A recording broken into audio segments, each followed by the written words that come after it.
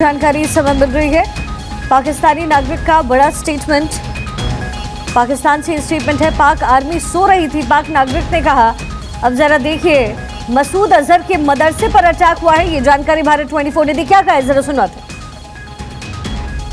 जंग शुरू कर दी है। अभी मेरे बहावलपुर सिटी के अंदर मौलाना मसूद अजहर साहब के जो है मदरसा है, उसके ऊपर 4 मिसाइल दागे गए हैं। 4 मिसाइलों के साथ हमला किया गया है मौलाना मसूद अजहर साहब के मदरसे के ऊपर। हम अपनी अफवाज पाकिस्तान के साथ खड़े हैं, लेकिन मेरा सवाल है कि हमारी एजेंसीज कहाँ सोई हुई थी, हमारी अफवाज पाकिस्तान कहाँ सोई हुई थी जब ये हमला हुआ। मुजफ्फराबाद की भी खबर आ रही है कि मुजफ्फराबाद वाली साइड पर भी ये अटैक हुआ है, लेकिन सबसे पहले मेरे बहावलपुर सिटी के अंदर अटैक हुआ है।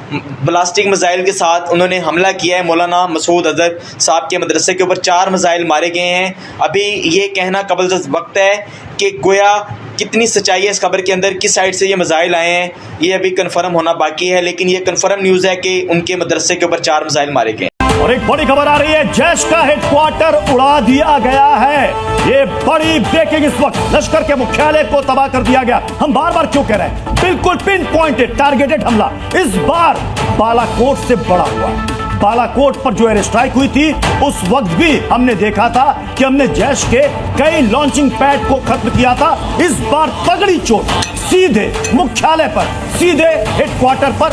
इसी से अंदाजा लगाइए, अभी तो सिर्फ आंकड़े पाकिस्तान आतंकियों के लाशों प्रत्युष, मैं आपसे कह रहा हूं, आप देखिएगा, हो सकता है कोई बड़ी खबर आए। टॉप कमांडर मारा गया है, हो सकता है जिस खबर का इंतजार कर रहे हैं मसूद अजहर जो कि यहाँ पर रहता है, उसका हेडक्वार्टर था ये, हो सकता है खबर वो भी सामने आ जाए, क्योंकि फौज ने बहुत सोच समझकर, बहुत रणनीति के साथ इस जगह को टारगेट किया है। पाकिस्तान के जो डीजी ISPR थे, जब बोल रहे थे, उनके चेहरे की हवाइयाँ उड़ी हुई थी। वो बता रही थी कि उनके हाथ से बहुत कुछ निकल चुका है। उनके जो रहनुमा हैं, जो उनके पूरी की पूरी आर्मी को चला रहे हैं, आतंकवादी जो लोग हैं, वो कहीं ना कहीं बड़े टॉप कमांडर शायद इस हमले में मारे गए हैं। जो तस्वीरें, जो इस वक्त जो हालात थे, वो तो कम से कम यही बता रहे हैं। और फिलहाल पाकिस्तान के सामने विकल्प यही है कि वो इंटरनेशनल मीडिया के सामने सिवाय रोए, इसके अलावा वो कुछ कर भी नहीं सकता। सुबह से आप देखिएगा, प्रेस कॉन्फ्रेंस शुरू हो जाएगी। अभी हमने दिखा दिया पाकिस्तान मुझे लगता है एक बार अनुवेश से बात की। अनुवेश भी हमारे साथ जुड़े हुए हैं। अनुवेश,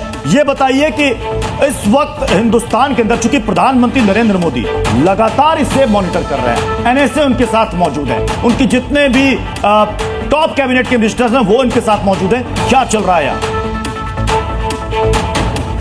जी, मैं आपको बताऊं सबसे पहले कि मिनिस्ट्री ऑफ डिफेंस की जो MOD की DGMO होते हैं, यानी कि डायरेक्टर जनरल मिलिट्री ऑपरेशंस, उस वॉर रूम में मौजूद हैं। उसी के साथ साथ प्रधानमंत्री नरेंद्र मोदी इस पूरी कार्यवाही को डायरेक्टली मॉनिटर कर रहे हैं। वहां पे NSA अजीत डोभाल के साथ साथ रक्षा मंत्री और तमाम आला अधिकारी यहाँ पे मौजूद हैं। इसी के साथ साथ मैं बता दूं कि भारतीय सेना को, भारतीय इंटेलिजेंस सर्विसेज को 42 ऐसे launch pads, terror launch pads के बारे में पूरी तरीके से मालूमात थी, यानी कि उनके कोऑर्डिनेट जो लॉन्गिट्यूड और लैटिट्यूड होते हैं वो तक मालूम था।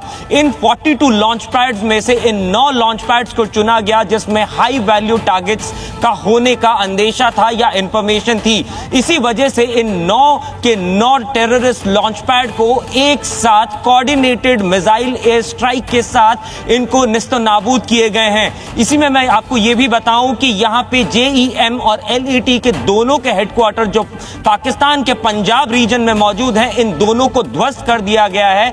और इसी में कई बड़े हाई वैल्यू टारगेट्स के साथ साथ कई बड़े नाम शामिल होने की बात की जा रही है। हमारे पास जो इंफॉर्मेशन है, जल्द ही भारतीय सेना एक प्रेस कॉन्फ्रेंस करेगी, जिस प्रेस कॉन्फ्रेंस में वो तमाम डिटेल्स देगी कि कहां से इस ऑपरेशन को लॉन्च किया गया और तमाम जानकारी उसमें बताया जाएगा।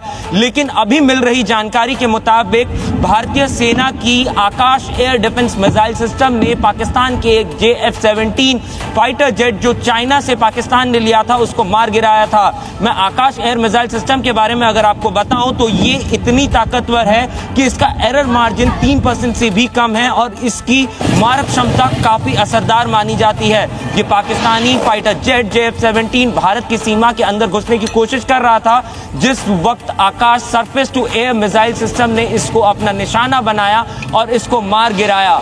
यहीं पे दिल्ली में मिनिस्ट्री ऑफ डिफेंस में तमाम आला अधिकारी और तमाम मिलिट्री ऑपरेशंस के डायरेक्टर के समेत तमाम एनएसए और बड़े उच्च अधिकारी यहाँ पे मौजूद हैं और तमाम चीजों को प्रधानमंत्री बिल्कुल खुद अनुवेश आपके पास मॉनिटर भी कर पहुंचेंगे, रहे लेकिन हैं। प्रत्युष एक चीज बहुत महत्वपूर्ण है। जब भारत ये एयर स्ट्राइक कर रहा था, जब भारत मिसाइल से हमला कर रहा था, उस वक्त पाकिस्तान फौज के बड़े बड़े अफसर, पाकिस्तान के जितने भी नेता हैं, वो चैन की नींद सो रहे थे। और अब सुबह सुबह जब वो जागे हैं, ये जो 75 से ज्यादा आतंकवादी मारे गए हैं, उसके बाद उनका शोक संदेश भी आतंकवादियों को लेकर आ गया है। मैं आपको पढ़ के सुना देता हूँ। पाकिस्तान के सूचना मंत्री अताउल्लाह तरार ने आतंकवादियों के मारे जाने पर एक शोक संदेश दिया है जो इस देश के सम्मान और गौरव को चुनौती देते हैं। ये लिखा है तरार ने, अब तैयार हो जाइए, ये देश अपने शहीदों के खून की एक एक बूंद के लिए दुश्मन से हिसाब लेगा। यानी जो आतंकवादी मारे गए हैं वो पाकिस्तान के लिए शहीद हैं और वो मानता भी है उनको अपने सैनिकों की तरह मानता है, इसलिए वो लिख रहा है शहीदों का हिसाब जरूर लेगा। पाकिस्तान की सशस्त्र सेनाएं लोगों की भावनाओं के अनुरूप ही करारा जवाब दे रही हैं। ये देख लिया है लोगों ने कि पाकिस्तान की सेना किस तरीके से काम कर रही है। 15 दिन से सिर्फ गीदड़ भपकियां देने के अलावा जनरल मुनीर के गाने बजाने के वीडियोस के बॉर्डर पे खड़े होकर के दिखाने के अलावा वो कुछ नहीं कर पाए। सिर्फ इतना देख पाए कि कैसे 9 जगहों पर भारतीय सेना ने मिसाइलों के जरिए आतंकवाद